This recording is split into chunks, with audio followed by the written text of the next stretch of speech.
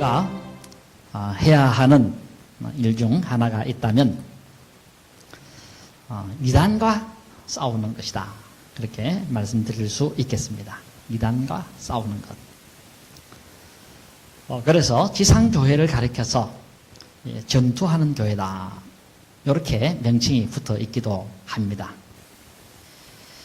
성경 유다서 3절에 보면 유다는 당시 성도들에게 명하기를 너희들은 믿음의 도를 위해서 힘써 싸우라 하고 지시한 것이 있습니다. 힘써 싸우라. 자, 이것은 교회 내에 있는 이단들과 싸우라는 것입니다. 왜냐하면 초대교회는 교회 내부에 이단들이 참 많이 있었습니다. 많다 보니까 이단들과 싸워서 바른 진리를 지켜야 했는데 그 진리를 지키기 위해서는 그 이단들과 싸워서 물리쳐야 된다라는 것입니다. 그래서 잘 교리를 보존하고 또 교회를 잘 보존해라 하는 그런 의미로 말씀을 하신 것입니다. 자, 그러므로 교인의 역할은 뭐냐? 교인의 역할은 뭐냐 하면 바로 이단과 싸우는 일을 하는 그런 역할을 하는 겁니다. 그래서 십자가의 군사라 이렇게 명칭이 붙기도 합니다. 자, 그래서 교인들이 해야 할 일은 뭐냐?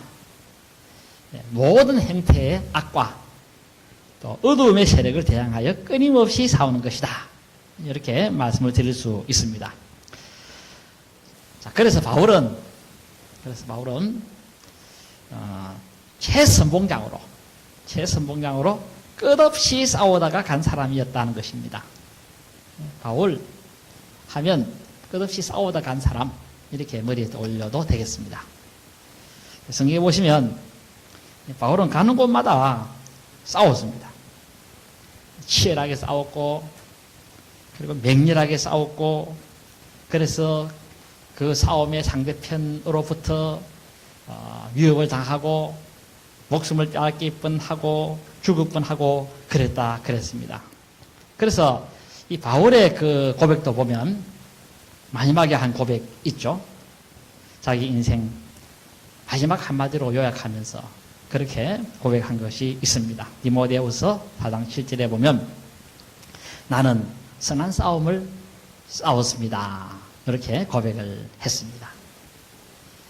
자, 여기 선한 싸움을 싸웠다 그랬는데 여기 싸움이라는 이 단어는 아곤이라는 명사인데 이 단어의 의미는 뭐냐면 적대자와 싸우는 것을 두고 말합니다. 적대자와 싸우는 것. 그러니까 예수님을 대적하는 사람, 교회의 진리를 대적하는 사람, 그런 사람과 바울은 끊임없이 싸웠다는 것입니다. 한없이 싸웠다는 것입니다. 진리를 거짓 것으로 바꾼 그 이단들과 싸웠다는 것입니다. 그런데 싸울 때 바울은 어떻게 싸웠는가 할 때 거기 디모데후서 4장 7절에 보면 어떻게 싸웠는가 하는 그 싸움의 내용이 싸움의 그런 형태가 나옵니다. 형태가 나오는데 그 형태는 죽기 살기식으로 싸웠다는 것입니다. 죽기 살기식으로 목숨 걸어놓고 싸웠다 하는 그런 의미의 뜻이 되겠습니다. 그 4장 7절에 보면 거기 선한 싸움을 싸우고 그랬습니다. 이거 싸우다 하는 그 말은 아고니조마이라는 말인데 요 의미는 과거부터 지금까지 계속 싸웠다는 그런 말로서 완료동사입니다. 싸웠다는 말로서 여기 싸웠다는 말의 의미는 뭐냐면 비유적인 의미로서 힘을 다해서 수고했다 하는 그런 뜻입니다. 그래, 힘을 다해서 싸웠다는 것입니다. 최선을 다해서 싸웠다는 것입니다. 내가 선한 그 싸움을 최선을 다해서 했습니다. 그렇게 고백을 한 것이라 보면 되겠습니다. 그래서 바울을 우리가 뭐라 부르는가 하면 영적 최고의 전사라, 싸우는 투사다 이렇게 붙여보게 되는 것입니다. 구약에는 최고로 힘껏 싸운 사람이 다윗이었고 신약에서는 최고의 싸움꾼은 바로 바울이었다. 이렇게 보시면 되겠습니다. 자, 그래서 이단들은 이상한 교리를 교회 안에 가지고 들어왔으는 그럴 때 바울은 그들과 싸워가지고 그들을 퇴출시키고 교회를 거룩하게 하고 깨끗하게 하고 순수하게 하고 하는 그런 역할을 함으로써 그 교회를 교회답게 그렇게 만들게 되어졌다는 것입니다. 자, 그런데 고린도 교인들은 좀 다른 지역 교인들과는 달랐던 것 같습니다. 뭐가 달랐나니까 이단들을 잘 분별을 못했다라는 것입니다. 무엇이 그렇게 했는지는 정확하게 잘 알 수는 없지만은 고린도 교인들은 귀가 좀 얇아서 그랬는지 제대로 배우지 못해서 그랬는지 알 수는 없지만 하여튼 이단을 많이 따라갔다는 것입니다. 자, 이에 바울은 그들을 건지기 위해서 구출하기 위해서 치열하게 싸웠습니다. 치열하게 싸웠는데 그 내용은 고린도 전서에 보면 쭉 나옵니다. 자, 이렇게 싸우다 보니까 바울은 참으로 참담하고 심정이 괴롭고 혼란스럽고 고통스럽고 그렇게 했던 것입니다. 왜냐니까 지금 각지에 돌아다니면서 복음 전하는 것만 해도 죽을 판인데 그런데 고린도 교회 내부에서 분란이 일어나서 저렇게 시끄러운 그것을 또 문제를 해결해 줘야 되니 바울로서는 얼마나 힘들었겠느냐 감히 상상하고도 남음이 있다고 할 수 있을 겁니다. 이단에 빠져가지고 지옥 가는 그 교인들을 그냥 두고 볼 수는 없지 않습니까? 그래서 그들을 건져주기 위해서 힘을 다해서 싸우는데 그런데 싸운 효과가 나타나가지고 바울이 승리한 것입니다. 교인들을 구출하게 되어진 것입니다. 자, 이에 바울이 얼마나 기쁜지 오늘 보면 7절에 그렇게 말씀하고 있습니다. 고린도 교인들이 이단으로부터 돌아서서 바르게 됐다 하는 그 이야기를 듣고서는 기뻐했다 그랬습니다. 기뻐했다. 7절에 보세요. 그런데 거기서 돌아선 그 내용이 기록되어 있습니다. 고린도 교인들이 어떻게 돌아섰는가 하는 그 내용이 나와 있는데 그것을 세 가지로 말씀을 드리면 첫째는 교인들이 바울을 몹시 보고 싶어 했다고 하고 있습니다. 바울을 보고 싶다. 그 7절 중간에 보면 너희의 사모함과 그랬습니다. 여기 사모한다는 이 말은 보고 싶다 하는 그런 의미의 뜻입니다. 고린도 교인들은 전에는 바울 꼴도 보기 싫다 이래 했는데 이제는 바울 선생님을 보고 싶어 한다는 것입니다. 그 소리 들으니 얼마나 기쁜지 바울은 이단의 그 농간에 놀아나는 교인들을 보면서 마음이 낙심되고 있었는데 이제 교인들이 회개하고 돌아섰다 하니 그리고 바울을 보고 싶다 하니 얼마나 마음이 기쁜지 그래서 우리 하나님께서는 내가 한 전도가 헛되지 않게 했구나 하면서 큰 위로를 받았다는 것입니다. 6절에 보면 디도가 와서 하는 말이 이겁니다. 지금 고린도 교인들은 바울 당신이 아니었다면 큰일 날 뻔했다 하면서 우리를 건져준 것에 대해서 너무너무 고마워하고 있는 그 장면을 보고 왔습니다. 바울 당신이 애쓰고 수고하고 하지 않았다면 우리 모두가 다 이단에 넘어가서 지옥에 갈 뻔했는데 바울이 우리를 건져줘서 이렇게 되었습니다 하면서 너무너무 고마워하고 있는 것을 보고 왔습니다. 그리고 이 안부도 잊지 말고 좀 전해주라 합니다. 당신 때문에 우리가 영혼을 구원을 받았습니다. 이 은혜를 잊지 않겠다고 지금 고린도 교인들이 그렇게 말하는 것을 내가 듣고 왔습니다. 그리고 또 하는 말이 뭡니까? 우리가 바울 당신네들을 모르고 하만 도두고 그래 했는데, 그런데도 불구하고 당신네들은 우리를 끝내 외면하지 않고 그렇게 참아가면서 건져주신 그 사랑 무엇으로 보답해야 되겠습니까? 부족한 우리들을 위해서 이렇게 진리를 위해 싸워준 거 우리는 잊지 않겠습니다. 그리고 이제부터는 걱정하지 마세요. 다시는 이런 일이 없도록 할 테니까, 조심해야 할 테니까, 이제는 고린도 교인 이 일로 인해서 걱정하지 마시기를 바랍니다 하는 이런 소리를 바울 사도가 디도를 통해 들었던 겁니다. 들었는데 이 소리를 들으니 얼마나 기쁜지. 그리고 바울 사도가 그 기쁜 이유가 세 가지가 더 있었습니다. 더 있었는데 그 뒤에 쭉 보면은, 첫 번째는 앞서 말씀을 좀 드렸습니다만, 지금 바울을 다들 보고 싶어 한다. 그러니 가급적 빨리 한번 와달라 하는 그런 요청의 소리를 들었을 때 기뻐했다 그랬습니다. 바로 바울의 기쁨은 뭐냐?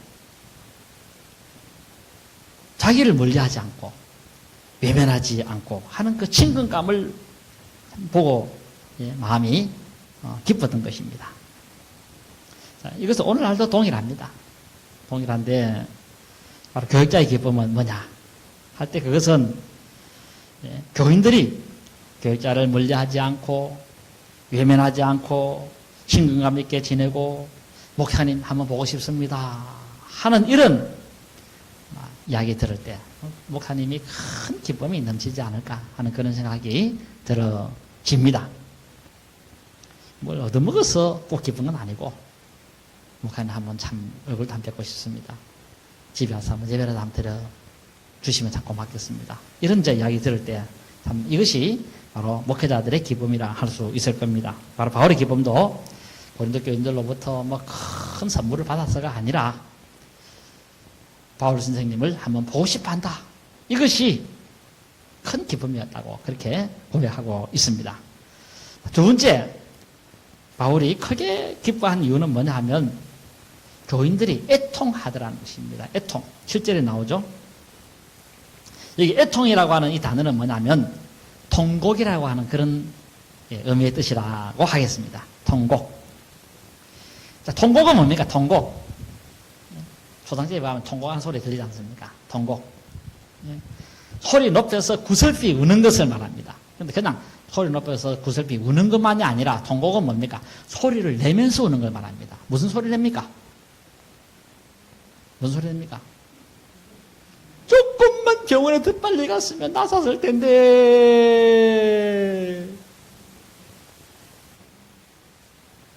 이제 네가 죽으면 내가 네 보고 싶어서 어쩌란 말이냐 하면서 우는 그런 건지, 그걸 통곡이라고 하죠. 그래서 내가 좀 빨리 일을 알아야 되는데 하면서 매일 먼저 우는 것이죠.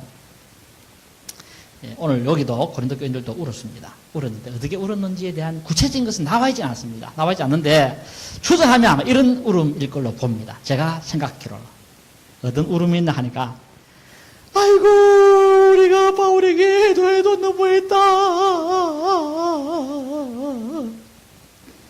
그런 훌륭한 어른을 우리가 이렇게 몰라봤다니 내 눈이 삐도 삐지.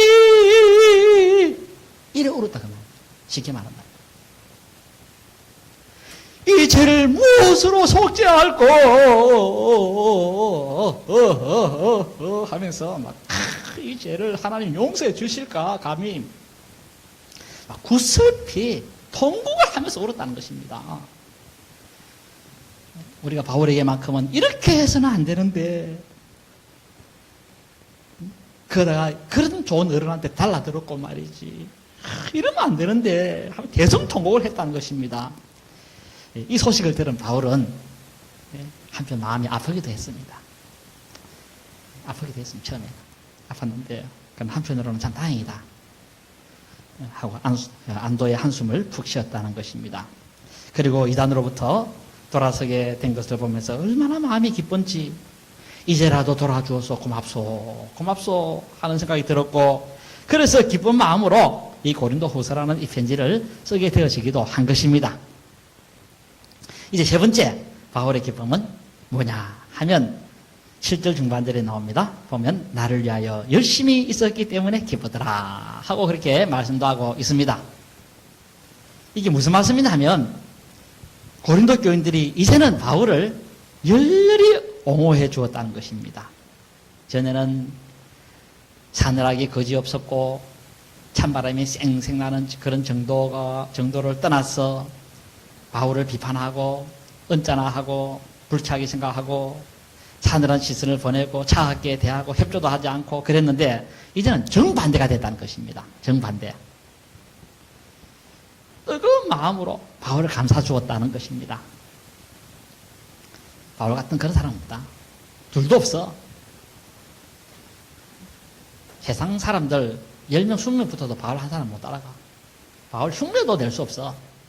하면서 막 바울의 말이라면 무조건 들어인다 하면서 막 바울을 열렬하게 옹호를 해주고 감사주고 그렇게 했다는 것입니다. 그러니까 바울 비판하는 소리 나왔다가는 막 그 맞아 죽을 정도까지 이만큼 바울을 확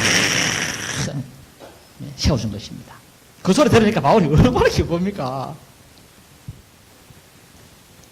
그런 보고를 기도를 통해서 들으니까 얼마나 좋은지. 그래서 바울은 그 마음이 하늘을 날듯 기뻤다 그랬습니다. 하늘을 날듯이.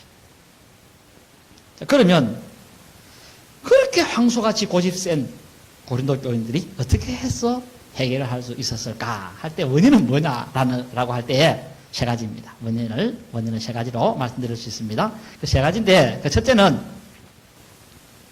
바로 바울의 수고 때문이었던 겁니다. 바울의 수고. 고린도 교인들이 이단으로부터 다 돌아서게 된 그 배후에는 사도 바울의 희생과 수고를 빼놓을 수가 없습니다. 만약에 바울이 은혜도 모르는 것들 참 더럽고 치사하다 하면서 그냥 내버려 뒀다고 한다면은 고린도 교회는 존속 자체가 불가능합니다. 이단들이 거기 가득 차가지고 교회가 그냥 파멸되고 말았을 것입니다. 바로 그렇다는 것입니다. 사역자가 가만히 있는데 교인들 회개운동 일어나지 않습니다. 만약에 바울이 가만히 있었다면 고린도 교회도 회개운동이 일어나지 않았을 겁니다. 그러나 그런 회개운동이 일어나게 되어진 것은 뭐냐 할 때 바로 부단한 그들을 돌이키게 하고자 했던 사도 바울의 노력 때문에 그러했다라는 것입니다. 그래서 바울 사도는 그랬습니다. 고린도서는 읽어보시면 다 나옵니다만은 교인들을 돌이키게 하려고 밤낮으로 눈물로서 기도했고 그리고 가슴이 너무 아파서 눈물을 흘리면서 편지를 써야 했고 또 그리고 고린도전서를 그 와중에 또 기록하기도 하고 눈이 아파서 편지 쓰기도 어려운데 참 힘들고 피곤해서 괴로운 중에서도 그 편지를 쓰고 그 바쁜 와중에 또 고린도를 또 그 방문해서 왔다 갔다 하고 그런 노력의 산실이 고린도 교인들로 하여금 돌이키게 만드는 원인이 되게 되었다라는 것입니다. 앞서 말씀드렸습니다만 그냥 막 이거 내버려 둬라.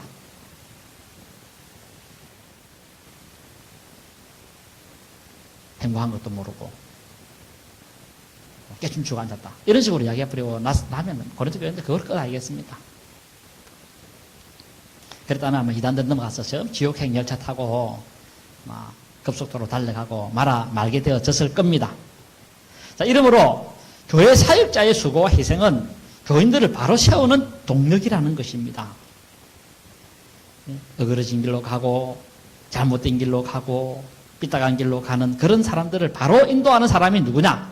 바로 교회 교육자라는 것입니다. 그러므로 교회 교육자들을 귀하게 볼 수 있는 여러분 되시기를 진심으로 바랍니다. 그러니까 여러분들이 이런 사역을 통해서 천국으로 계속해서 가게 되어지기 때문에 그러하다라는 것입니다. 두 번째, 고린도 교인들이 회개에 이르게 한 원인은 뭐냐 할 때 그것은 하나님께서 역사함으로 였다는 것입니다. 하나님께서 역사함으로. 이것은 9절 9절에 보면 이 사실이 잘 드러나고 있습니다. 그래서 바울은 9절에서 그렇게 말씀합니다. 고린도 교회 당신네들이 그 잘못된 것에서부터, 잘못된 길에서부터 돌아서게 되어진 원인은 뭐냐 할 때 그것은 하나님의 은혜로 회개하게 된 것 때문에 그렇습니다. 하나님의 은혜였습니다. 하고 말씀하고 있습니다. 9절에 보세요. 9절에 보시면 바울의 고백을 보면 그 중반절에 보면 그런 고백을 합니다. 고백하는데 너희들은 하나님의 뜻대로 했던 너희들은 하나님의 뜻대로 했던 근심이 회개함에 이르게 했다. 그랬습니다. 너희들은 하나님의 뜻대로 했던 근심이 회개함에 이르게 했다. 그랬는데 이 구절의 의미는 뭐냐 하면 하나님께서 교인들의 마음에 근심이 일어나게 함으로 교인들 너희들이 행실을 고치게 됐다 하는 그런 의미의 뜻입니다. 그러니까 하나님이 고린도 교인들의 마음 속에 아픔을 주고 고통을 주고 괴로움을 주고 슬픔을 주고 그렇게 하는 바람에 너희들이 바르게 돌아설 수 있게 되어졌다 하고 밝히고 있습니다. 9절 중반절에 보시면 그거 보면 너희가 하나님의 뜻대로 근심하게 된 것은 그런데 거기 보면 중간에 뜻대로라는 말이 나오죠. 뜻대로라는 그 단어는 뭐냐면 가타라는 전치사입니다. 가타라는 전치사. 근데 이 가타라는 전치사를 우리 번역에는 뜻대로 했는데 헬라어 원뜻은 뜻대로가 아니고 뭐뭇에 의해서라는 그런 뜻입니다. 뭐뭇에 의해서. 그러니까 요 의해서라는 말을 우리 개정개혁에는 그냥 뜻대로 이렇게 번역해놨습니다. 이건 조금 옳지는 않은 번역이다. 그래 보시면 되겠습니다. 그러면 어떻게 번역해야 되느냐 할 때 뭐뭇에 의해서 이렇게 번역을 해야 된다 그 말입니다. 자, 그러므로 이런 것을 잘 적용해서 해석을 해보면 그렇습니다. 해석을 해보면 고린도 교인들의 근심은 어디서 왔는가 하면 하나님에 의해서 근심이 왔다. 그런 뜻이 되겠습니다. 그래서 헬라 문법에도 이 가타 다음에 이 가타라는 전사 다음에 목적격이 오면 뭐뭐에 의해서라는 그런 뜻이 됩니다. 자, 그러므로 하나님에 의해서 근심이 고린도 교인들에게 왔다는 것입니다. 다른 말로 하면 하나님께서 고린도 교인들에게 슬픔을 보내고 고통을 보내고 했다라는 것입니다. 그러면 어떻게 함으로 우리 하나님께서는 고린도 교인들의 마음에 슬픔을 보내고 고통을 보냈을까 할 때 어떤 방법이었을 것으로 추정됩니까? 꿈속에 주님이 나타나가지고 막 말을 했을까 할 때 그것은 아닌 것 같고 그러면 어떻게 함으로 하나님께서 그들의 마음에 슬픔을 보내고 근심을 보내고 고통을 보내고 견딜 수 없는 그런 아픔을 보내고 했던 것입니까? 할 때 하나님께서는 교인들을 심하게 꾸중을 한 것으로 보면 되겠습니다. 오늘 본문에 나와 있지는 않습니다. 나와 있지는 않는데 그렇게 되었다 보면 될 겁니다. 고린도 교인들은 눈물로 선 바울의 그 편지를 바라보면서 그 편지 속에서 눈물이 툭툭 떨어져 있는 그 바울의 눈물의 흔적을 보면서 엄청난 고통을 받았다는 것입니다. 바로 지금 고린도 이 전서와 후서 사이에 편지 하나가 있는데 그 편지는 지금 분실됐는데 그 눈물의 편지라고 합니다. 그 편지에서 바울 사도가 엄청나게 꾸중을 합니다. 고대에 꾸짖습니다. 안면 몰수할 정도까지 꾸짖습니다. 그래서 이 편지 보내놓고 바울 사도가 걱정합니다. 아이고 이 편지 받아가지고 말이지 그 다음에 교인들이 막 반발하고 잡고 싶어 걱정 태산같이 했다고 했지 않습니까? 그 보면은 고린도서에 보면은 바울 사도는 그 편지에서 눈물을 흘리면서 고되게 꾸짖긴 꾸짖는데 너희들이 이러고도 교인이라고 하느냐 하면서 막 엉엉 울면서 그래 편지를 썼던 겁니다. 너희들이 이러면 안 되지 사람이 눈물을 흘리면서 그러면 안 된다 하면서 호소를 하면 그 편지가 지금은 이제 없어졌는데 그 당시에 이제 이 편지 하나 있었는데 그 편지를 보니까 양심의 가책이 탁 온 것입니다. 그래 바울이 뭐 참 우리가 좋지 않게 생각했지만은 그래 이 말은 맞지 않느냐.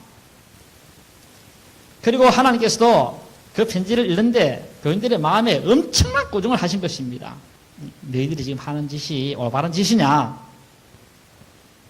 나이가 들어서 말이지 저렇게 병들어도 전도하려고 저렇게 애쓰고 목숨 걸고 전도하는데 그래서 너희들이 전도 받아가지고 천국 가는 줄은 모르고 바울을 그렇게 힘들게 하고 그러고도 너희들이 인간이냐?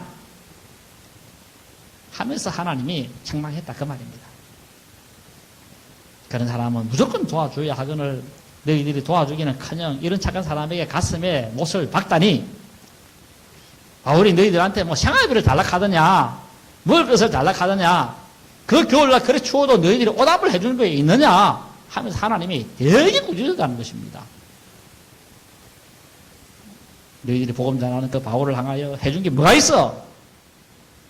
전도 안 해줬으면 지옥 갈 인생들아 하면서 그래서 그 전도를 해줬을 망정이지 그런 사람을 향해서 말로 한마디라도 고맙습니다 말 한마디 못하고 말이지 그렇게 비난하고 가슴을 아프게 하고 쓰리게 만들고 그럼 너가 되겠나 하면서 하나님이 되게 뭐렇게 했다 그 말입니다. 바울이 뭘 그동안 너희들이 잘못해가지고 그렇게 너희들이 바울을 비난하고 참 한심한 것들 하면서 하나님이 그렇게 교인들에게 꾸짖었다 그 말입니다. 자, 그러자 이런 영적인 소리를 들으니까 교인들의 마음에 온통 고통이 오고 슬픔이 오고 아픔이 왔던 것입니다. 왔는데 사실 그랬거든요.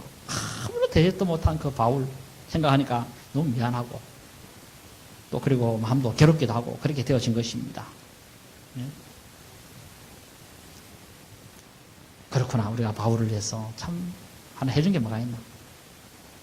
그렇게 겨울에 추워도 우리 오담을 하나 해준 것도 없고 그렇게 배가 고파서 자기 스스로 일하면서 저를 살아도 바본 줄 알고 우리는 아무것도 대접도 안 하고 그랬는데 하면서 가슴이 아파오고 서려 왔다는 것입니다. 우리가 바울에게 너무 모질게 했구나. 이러면 안 되는데 하는 생각이 들어졌던 것입니다. 그러니까 마음이 아프고 견딜 수가 없었던 것입니다. 그리고 그것이 그들의 마음에 칼이 돼서 자기들의 마음을 찌르고 가슴을 찌르고 한 것입니다. 자, 그래서 그들은 바울과 한번 만나기를 고대했던 것입니다. 오늘 본문에 보면 나옵니다만 한번 바울을 만나고 싶다. 왜 이제는 만나고 싶었는가 할 때 그 이유는 정말 따뜻한 사랑으로 따뜻한 말 한마디라도 인사를 좀 전하고 싶다 하는 그런 의도에서였던 겁니다. 빨리 좀 와주기를 바랬다 그랬죠. 자, 이렇게 되어진 것은 뭡니까? 왜 이렇게 바울 화도에 대해서 간절한 마음을 가지고 한번 보고 싶어 하고 그렇게 돌아서게 되었었습니까? 할 때 그것은 고린도 교인들이 철을 들었기 때문에가 아니고 사랑의 은사를 받은 것 때문도 아니고 뭐 때문이냐? 바울이 쓴 그 편지를 보니까 너무 마음이 괴롭다는 것입니다. 죽고 싶을 만큼 괴롭다는 것입니다. 자, 그러면 누가 이렇게 했느냐? 그것은 하나님께서 그렇게 했다고 고백을 하고 있습니다. 하나님께서 교인들의 마음에 양심의 가책을 느끼도록 그렇게 만들었던 것입니다. 자, 하나님께서 이렇게 함으로 고린도 교인들의 그 몹쓸 행동들을 고치게 하고 이단들을 따라가는 그 모든 길을 끊게 만들고 그래서 그들로 하여금 새롭게 고치고 새 사람으로 바꾸어 버리게 되어지기도 한 것입니다. 자, 하나님께서는 이렇게 역사를 해서 사람을 고치는 줄로 아시기를 바랍니다. 그래서 설교자는 때로 꾸중합니다. 나무라기도 합니다. 왜? 양심의 가책을 받아서 새 사람들하고. 왜냐하면 양심의 가책을 안 받으면 양심의 실림이 안 오면 절대 새 사람 되어질 수가 없기 때문에 그렇다라는 것입니다. 이제 마지막 세 번째로 교인들의 회개운동이 일어나게 된 원인은 뭐냐 하면 바로 바울 삶의 희생 때문에 그러했다는 것입니다. 바울은 정말 고생을 많이 한 사역자입니다. 고린도에서 복음을 전할 때도 불철주야로 일을 했습니다. 누가 뭐 성교비 후원해가지고 교회 개척한 거 아닙니다. 바울은 굶어가면서 복음을 전했고 그래서 생긴 교회가 바로 고린도 교회였다는 것입니다. 활동비가 없어가지고 힘들 때는 스스로 부업을 해가지고 그래서 복음을 전하기도 했습니다. 그리고 목숨 걸고 복음을 전했습니다. 목숨을 걸고, 바울 같은 경우는 목숨을 걸고 전했는데, 특히 뭐 데살로니가에서도 목숨 참 잃을 뻔하고, 또 고린도 복음 전도할 때도 목숨을 잃을 뻔하고 참 엄청나게 어려움을 당했는데, 하여튼 목숨을 걸고 복음을 전했습니다. 굶어가면서. 자, 이렇게 해서 교회가 생겨나고 부흥도 되고 했는데, 그런데 고린도 교인들은 전도가 쉽게 돼가지고 이렇게 우리가 복음을 받게 되었구나, 이렇게 생각을 했다는 것입니다. 이에 대해서 하나님께서 이게 아니야, 정말 힘들게 해서 어렵게 해서 너희들에게 이 생명의 복음이 증거되어진 것이야 하면서 마음에 고통을 주었다는 것입니다. 앞서 말씀을 드렸습니다만 하나님이 엄청난 구정을 한 것입니다. 자, 이렇게 그러면 이렇게 구정을 할 수 있게 되어진 그 원인은 뭐냐 할 때, 그것은 바울을 보라는 것입니다. 바울을 보라. 너희들은 잘 먹고 잘 살고 등 따시고 배부르고 편안하게 살고 자고 하지만 바울은 봐라, 정처 없이 떠돌아다니면서 복음을 전하고, 그리고 너희들은 노대치기라도 하면서 그렇게 살지만은 바울은 노대치기 아니라 굶어가면서 복음을 전하고, 그리고 바울 봐라, 배가 고파도 너희들한테 배고프다 하면 소리 하더냐. 그래서 교인들에게 누구칠까 싶어가지고는 아무리 고통을 당해도 고통당해도 소리도 하면 안 하고, 아프다 해도 아프다 소리 하면 안 하고, 그렇게 지금 바울이 살고 있지 않느냐. 그가 그렇게 가난하고 어려워도 그 가난한 소리 하면 안 하면서 굶으면서 배고프다 소리 안 하고 그렇게 살지 않느냐. 옷이 없으니까 다 떨어져가지고 그 기운 옷을 입고 다니면서도 말 사달라고 하더냐. 그래서 묵묵하게 복음을 전하니까 바보처럼 생각하고 말이지, 너희들이 그럼 되나 하면서 하나님이 되게 구중을 했다라는 것입니다. 사실 고린도 교회들 그랬습니다. 유부에서는 자기 권리를 주장 안 하는 것은 바보기 때문에 그렇다, 용기가 없어서 그렇다, 자기 부족하기 때문에 말 못하지 하면서 비난하고 그래 했는데, 이런 비난이 될 법하냐 하면서 하나님이 바울을 통해서 바라보게 하면서 양심의 소리를 들려주었다는 것입니다. 그러므로 이런 소리가 들려진 것은 바울 사도가 힘든 가운데서도 복음을 희생한 것 때문에 그러했다라는 것입니다. 자, 그래서 교인들은 그 바울을 바라보면서 저렇게 가난하고 청결한 가운데서도 복음을 전하는 저런 사람을 비난했어야 되겠는가 하면서 다 돌아서게 되어지기도 한 것입니다. 그런데 만약입니다만은 바울이 잘 먹고 화스럽게 살고 생활비 엄청난 그런 양을 받아가면서 살고 온갖 교인들이 갖다 주는 거 잘 먹고 잘 대접받고 그렇게 살았다고 한다면은 아마 고린도 교인들 회개 안 했을 걸로 봅니다. 저는. 자, 그러므로 회개는 하나님이 시키지만 사역자의 희생과 헌신이라고 하는 터 위에서 시킨다는 것입니다. 교역자가 아무런 희생도 없이 소호합판으로 살고 있는데 교인들이 회개하는 것은 어려울 걸로 본다는 것입니다. 그래서 성령님께서는 과거나 오늘이나 바라보면 지금까지 교인들을 회개시키는 그런 역사를 바라보면 전부 다 교역자들이 어렵고 힘들고 잘 바라 그러한 때에 그런 일이 일어나게 되어진 것을 보게 되어지기도 합니다. 이렇게 어렵게 살면서 복음을 전하는데 그런데 너희들은 뭐냐 하면서 그렇게 하나님이 실책을 했던 때가 있었다라는 것입니다. 그러므로 이 교역자, 사역자 한 사람의 희생은 교회를 살린다 하고 말씀을 드릴 수가 있습니다. 예수님께서도 그렇게 말씀했습니다. 하늘의 미랄이 땅에 떨어져 죽지 아니하면 열매를 맺지 못한다. 그렇게 한 것이 있습니다만은. 자, 그리고 이것은 단순히 사역자 한 사람만의 문제가 아닙니다. 교회 권사, 집사들도 마찬가지입니다. 교회 중직자들, 이런 분들도 그 한 사람의 희생, 그 희생으로 나갈 때에 많은 교인들이 감동과 감화를 받게 되어지게 된다는 것입니다. 아무개 교인을 봐라. 자기 거 챙기는 게 있더냐? 그렇게 어렵고 힘들게 살아도 교회 일에 앞장서고 그렇게 힘들게 살아가지를 않느냐? 그럼 너는 뭐냐? 하면 주님께서 꾸짖는 수가 있다라는 것입니다. 그래서 지금까지 우리 한국교회가 이런 참 하나의 미풍양수 속에서 내려져 왔습니다. 중직자들의 그 희생이 있는 하나의 헌신, 봉사, 이런 것들이 교인들의 행실을 다 고치게 되어주고, 그래서 전도운동이 일어나고, 기도운동이 일어나고, 봉사운동이 일어나고, 그렇게 해서 교회가 아름답게 세워져 오늘날까지 왔다라는 것입니다. 자, 그러므로 저도 마찬가지고, 여러분들도 교인들을 위해서, 또 교회, 하나님의 나라를 위해서, 전적으로 바울처럼 희생할 때에 하나님께서 인기에 감화를 주시고, 그래서 교회가 훌륭하게 되어지는 그런 역사가 일어난다는 것을 기억하시고, 이런 귀한 역사를 이루는 여러분들 되시기를 진심으로 바랍니다.